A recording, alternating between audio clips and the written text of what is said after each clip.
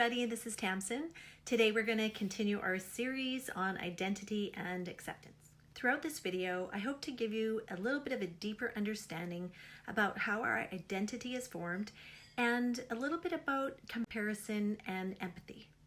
As individuals, we identify ourselves based on our self-concept. Here are a few ways that we identify ourselves. Is by what you do. This is either what you do for a job, full-time, part-time, or what you do in your spare time. Do you like to go bowling? Do you like to swim? Do you like to go for nice walks? Do you work in a warehouse? Those are just a few examples of what you do and how you might identify with what you do. Next is who you are. So, do you identify with how you fit into your community or your family? Are you a sister, daughter, friend, brother, a son, or a teammate?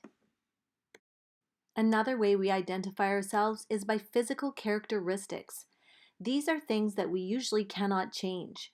They are the color of our eyes, how tall we are, our ethnicity. Then there are our characteristics or our strengths.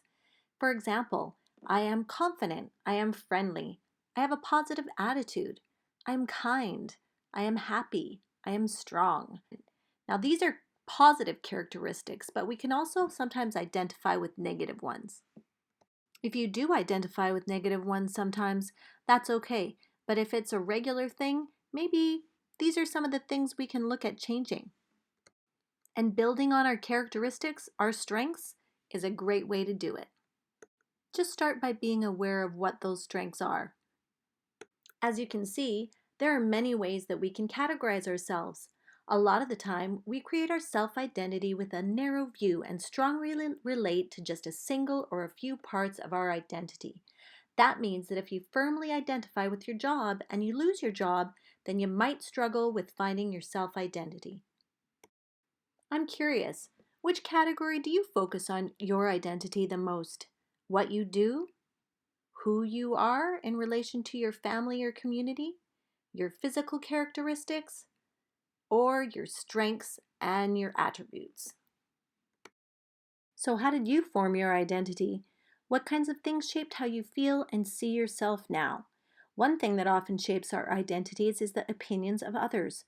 We can accept those opinions into ourselves, or we can choose to disagree with those opinions. For example, if when I was a kid, someone in my life told me that I was not very good at drawing, yet up to a point I really enjoyed drawing and thought I was good at it. Now, this is a critical point in my identity because I have to decide if I accept or reject their opinion that I'm not good at drawing. I have now been labeled by them not a good artist. Do I accept this? Then I might never draw again because I think I'm awful at it and their comment has hurt my feelings. As humans, we like to put things into neat categories to explain the world around us.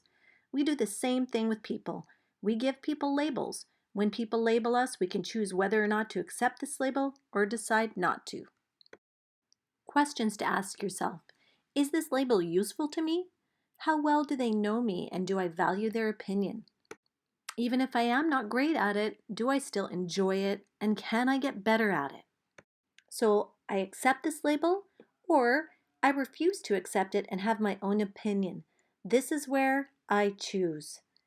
Have you ever been labeled something that you agree with or disagree with, and why? Don't compare yourself to others. There's no comparison between the sun and the moon. They shine when it's their time. When we're choosing what labels that we think apply to us and our identity, we can find ourselves comparing ourselves to others. The truth is, we are all unique. The sun shines during the day, the moon shines at night, and they both have a turn. They can't compete with each other. They each shine brightly, and if one of them thought the other one was better and decided to give up and not shine, we would lose a beautiful light and gift. Each of us has a gift to share with the world, and that is just to be ourselves and to share our strengths with each other and see the strengths in others as well. There's a quote that says, "The reason why we struggle with insecurity is because we compare our behind the scenes with everyone else's highlight reel. If we compare ourselves to others, we have to remember that we often do not see the whole story.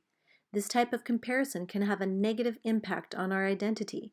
If you look on social media, Instagram, Facebook, you often see people's best moments. You see them on vacation, enjoying a beautiful meal, or celebrating a special occasion. This is their highlight reel. We all do it, and there's nothing wrong with sharing our best photos and moments on social media, as long as we remember they're just a small slice of someone's whole life.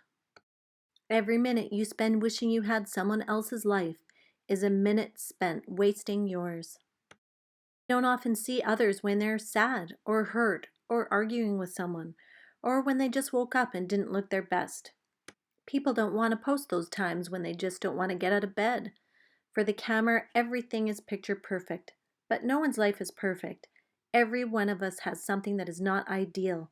We just choose not to share it on social media.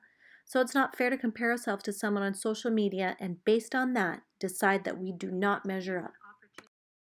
Comparison is the thief of joy. What do you think that means? Have you ever compared yourself to someone else? Did you decide you were better or not good enough after this comparison? Identity is an opportunity to become and go beyond whatever others and we think about ourselves, about what our identity is. We cannot choose or change certain things about ourselves. We can't change our ethnicity. We can't change where we were born.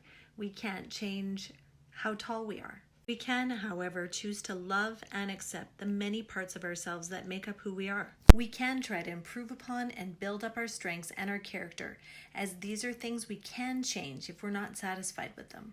This builds confidence in knowing ourselves and shaping our own identity. We can have a growth mindset about what we choose to think about ourselves and about others. There's a lot to think about there, but I'd like to leave you with a bit of a challenge. How do you think you shine in the world? What is your unique gift you bring to yourself and those around you? So I'd like you to think about that. How do you think you shine? Because we all have our own unique way. So just ask those around you what they think your strengths are. Thank you for joining me. See you next time.